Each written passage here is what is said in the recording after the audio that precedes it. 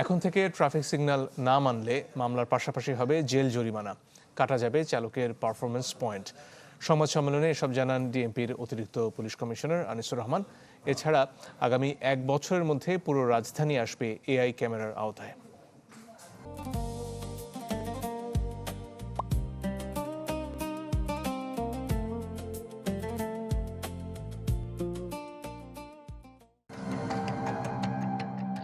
কৃত্রিম বুদ্ধিমত্তা বা এআই মামলা থেকে বাঁচতে মোটরসাইকেলের নম্বর প্লেট লুকিয়ে রাখা এই ভিডিও সম্প্রতি ভাইরাল হয় সামাজিক যোগাযোগ মাধ্যমে। পরে এই ব্যক্তিকে তথ্য প্রযুক্তির সহায়তায় আটক করে পুলিশ, দেয়া হয় 1 মাসের কারাদণ্ড।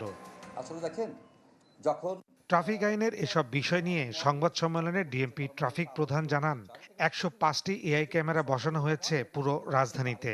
আরও 120টি ক্রসিংয়ে 1 বছরের মধ্যেই বসানো হবে ক্যামেরা।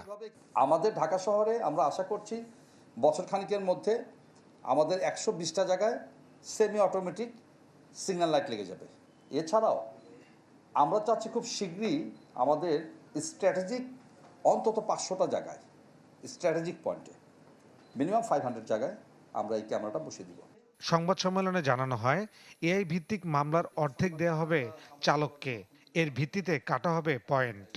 আমরা যেটা চেষ্টা করছি যে ন্যূনতম পক্ষে 50% মামলা আমরা এই নাম্বার প্লেট মালিককে না দিয়ে এখন আমরা চালককে দিব, এবং চালকের দিলে 2 ধরনের ঘটনা ঘটবে। একটা হচ্ছে তাকে তো জরিমানা টাকা দিতে হবে, আর একই সঙ্গে ডিমেরিটস পদ্ধতিতে তার ড্রাইভিং লাইসেন্স থেকে পয়েন্ট কাটা যাবে। ঢাকার অটোরিকশা নিয়ন্ত্রণে নতুন আইন করা হচ্ছে বলেও জানায় ডিএমপি ট্রাফিক। আমি তো বললাম যে ধরার প্রক্রিয়া সবই আছে। ফয়সাল হোসেন, চ্যানেল 24, ঢাকা।